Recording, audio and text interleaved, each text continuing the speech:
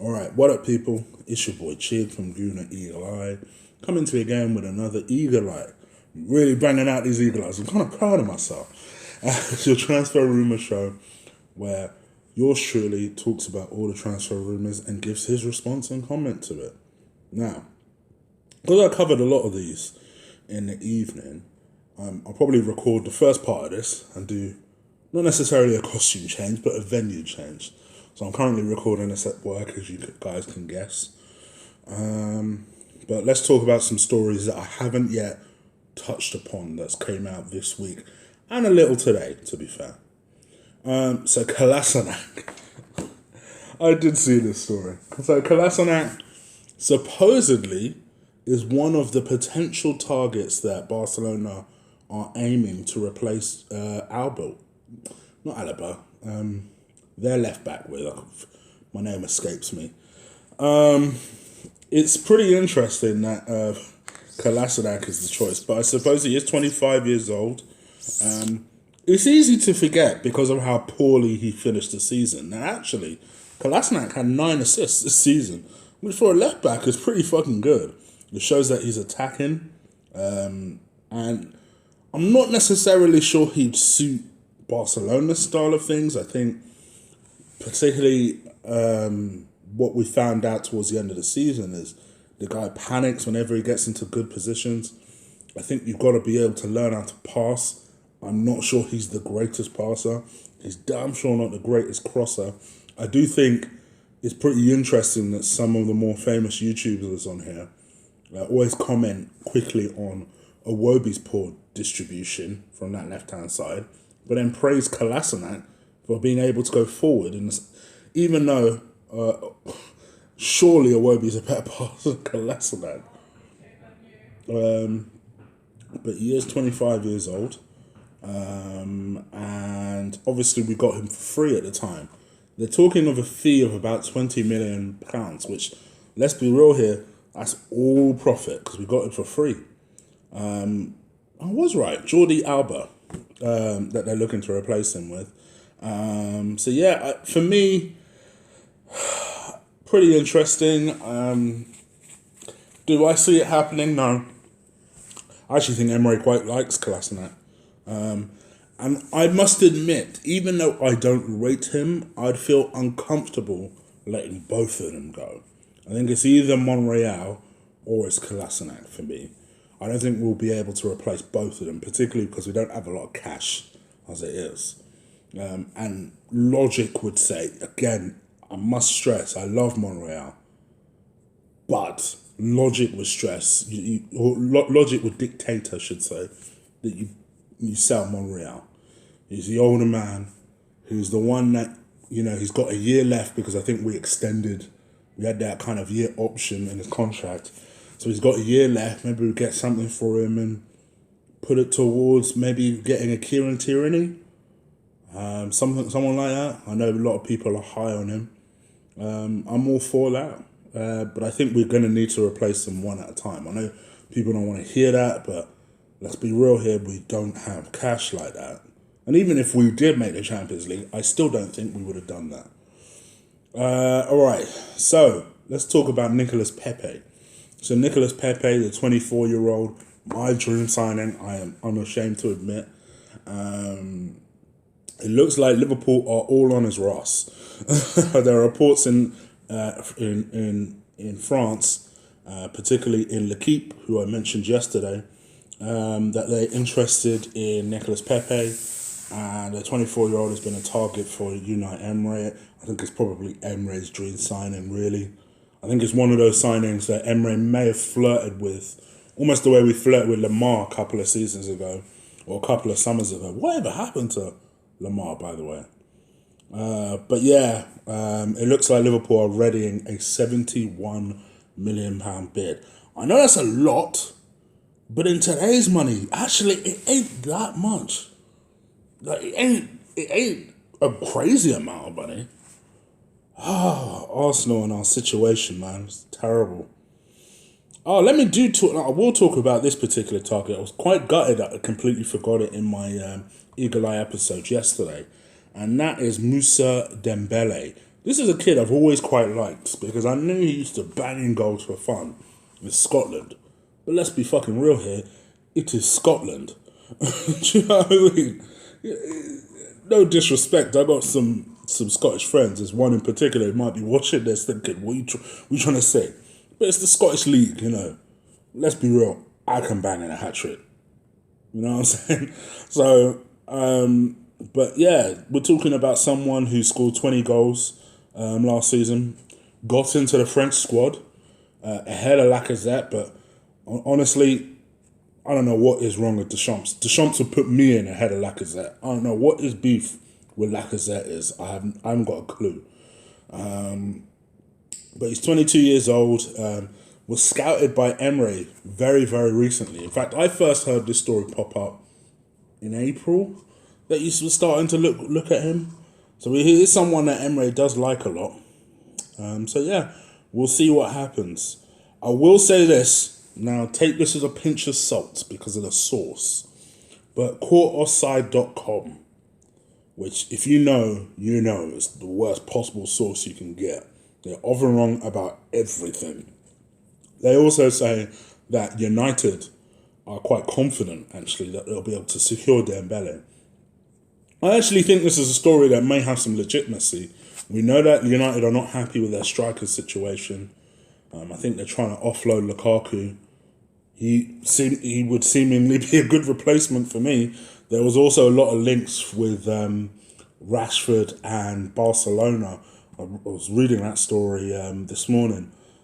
So don't be surprised if you see United come in and swoop for him. I think Arsenal are only semi-interested in getting the striker, whereas United are going to go all out. They're going to splash as much cash as possible to not finish sixth again. Let's talk about... So I've talked about the Aubameyang deal. Let's talk about some of the sparse stories that I mentioned yesterday, but I won't dive too much into today. So obviously Emery is looking at purchasing the Sampdoria duo Joachim Anderson and Dennis Parat.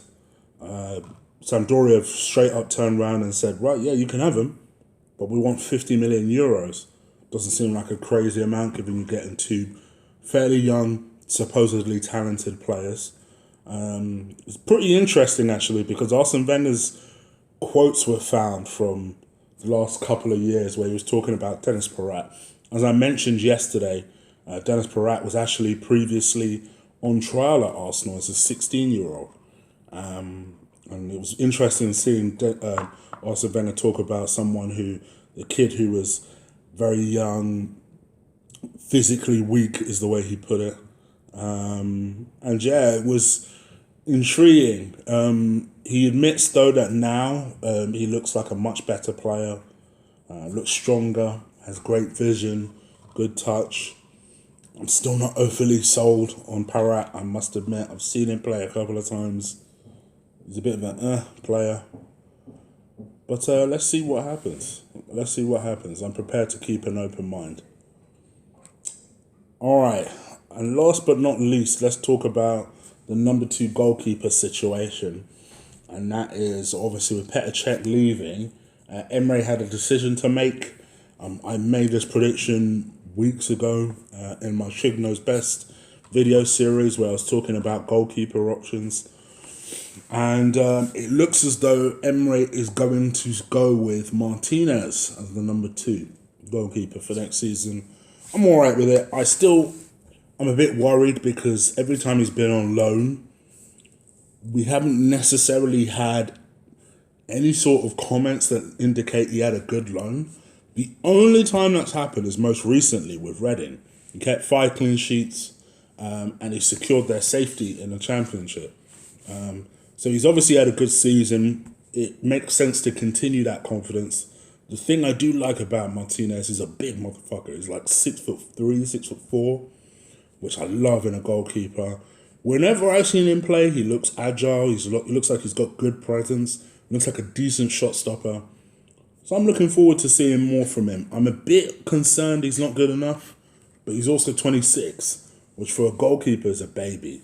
So I'm all for watching him develop and seeing what happens. Now, this story shouldn't necessarily be a surprise. We did know that Arsenal were interested in this guy in January, and nothing really came of it. We did make an inquiry. We wanted to take him on loan with an option to buy, but the chairman basically said that, essentially he needed this player to stay, and he would make every effort to help him move in the summer. So I guess Arsenal had hung around, because according to the Italian journalist or reporter Nicolo Shihira, Arsenal are in advanced talks with, I was going to try and pronounce the Chinese name. I'm not going to do that. Oh, why not? Dilian Yifang. Over the Belgian winger, Yannick Carrasco. The fee set to be in a region of 20 to 25 million pounds. And I guess we shouldn't be surprised. I think when we were seen with the names of like Ryan Fraser and Ziyech or out of Ajax, who I probably just butchered the name of, I think we were all expecting those names as opposed to Yannick Carrasco. But a couple of people have made this point to me on Twitter, and I'm hoping that is the case.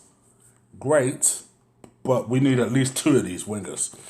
So I'm hoping it's not just a case of bringing Yannick Carrasco in because he's desperate to leave his current club. But yeah, for me, he's a good player. Likes the ball, very, very technical, loves to dribble with the ball, very direct in the sense that, how many times have we said that we don't have enough players who just grab the ball and run at the player? He is someone who will do that. He's not afraid of doing that. Likes little layoffs, likes to start the counter-attack.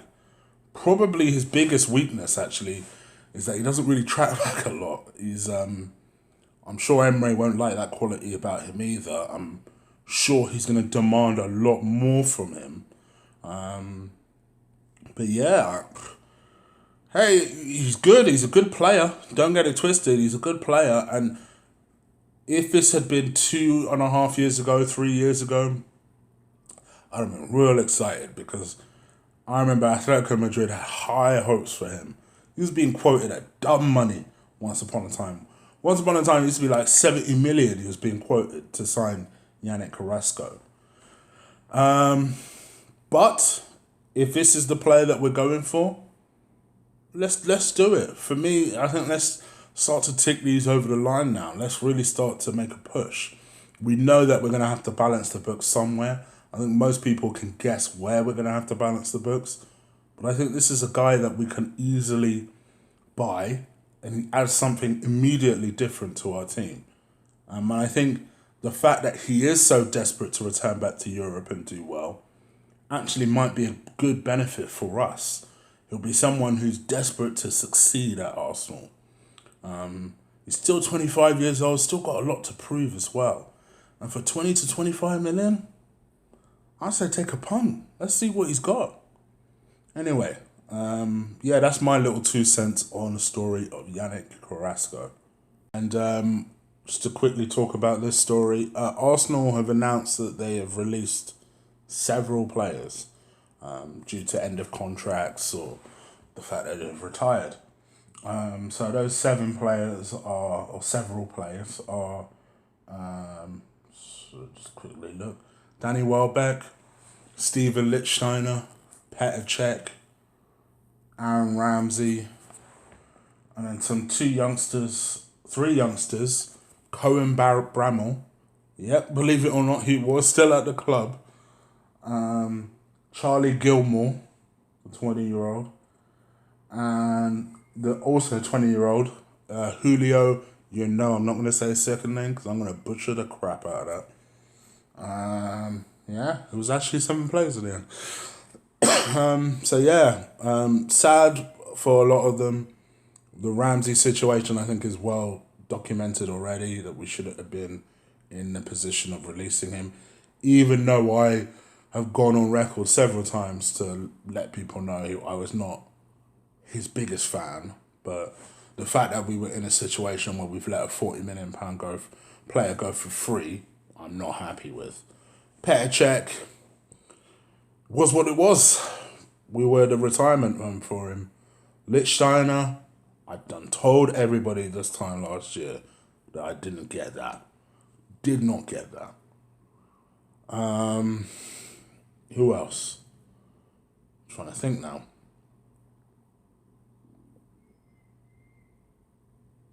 Yeah. Charlie Gilmore, don't really have a lot else to say. Cohen Bramall, just a Wenger experiment that never popped off.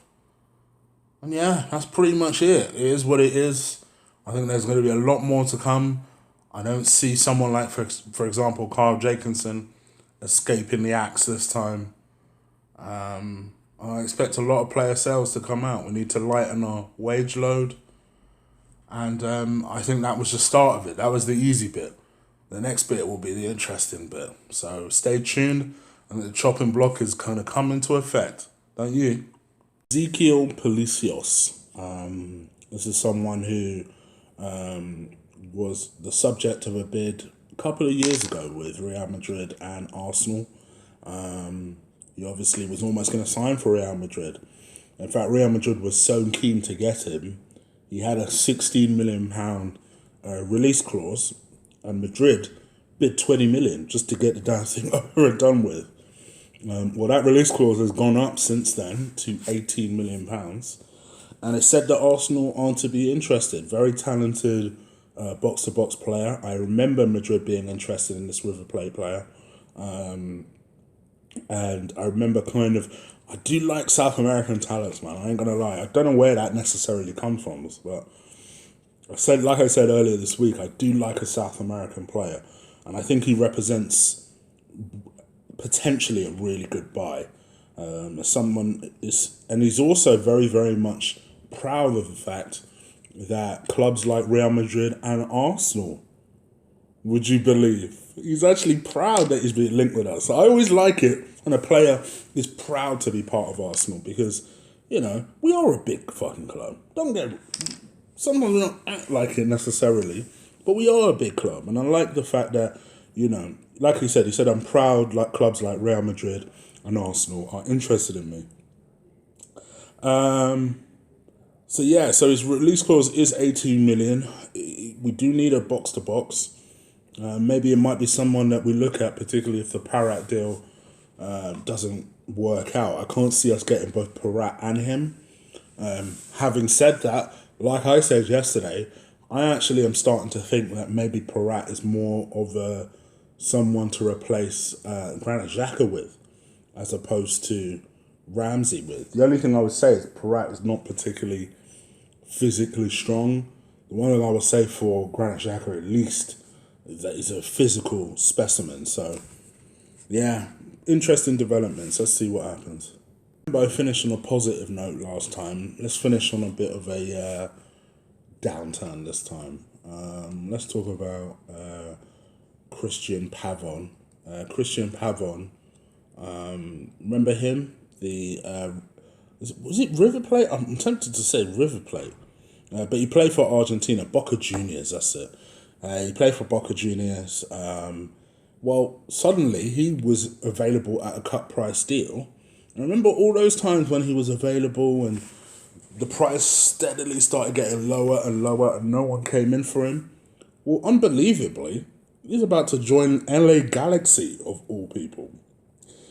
Yeah, according to reports in Nigeria, in Argentina, the player who at one time was worth £40 million, apparently, is now going to join LA Galaxy for 9.4 million. It just shows you that these prices go sky high as soon as they catch whiff that a Premier League club is involved, and especially if that Premier League club is a big club. So yeah, I found that to be really intriguing. I was always skeptical as to whether he was good enough. But yeah, I thought that was pretty interesting. And then last but not least, let's talk about William Saliba. So Arsenal were told to pay 25 million for William Saliba, which they were prepared to do, given the fact that he's 18. They're probably going to put him on a crazy 6-year contract. All Saint Etienne wanted was loan me back. Now, loan him back to me.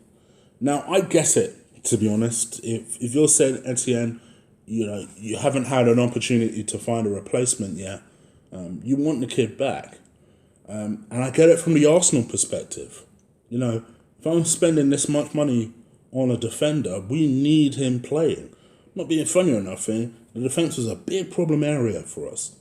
Why wouldn't we want a potentially good defender to play for us right away? It's a shame because the kid actually wants to come to Arsenal out of all the people that are interested in him. United are interested in him, City are interested in him, and we're interested in him. And he wants to come to us. I hope Arsenal don't let this deal slip. Because I've got a good feeling about this kid. I must admit, I wasn't jizzing all over myself the way the rest of you were, but maybe, just maybe, if we can pull off this deal, it won't be another regret that we have. I don't want Emery to build a team I almost signed the way the previous manager did. So let's see what happens. Anyway, guys, I'm out of here. Got to get back to work. You guys let me know what you think. Leave it in the comments below. What player haven't I discussed, haven't I touched on that you want me to talk about? Is there anyone that you feel as though you'd like to see Arsenal buy that you haven't been linked with and you're a bit surprised about? My personal one is Dunk. It's crazy that we've not been linked with him yet.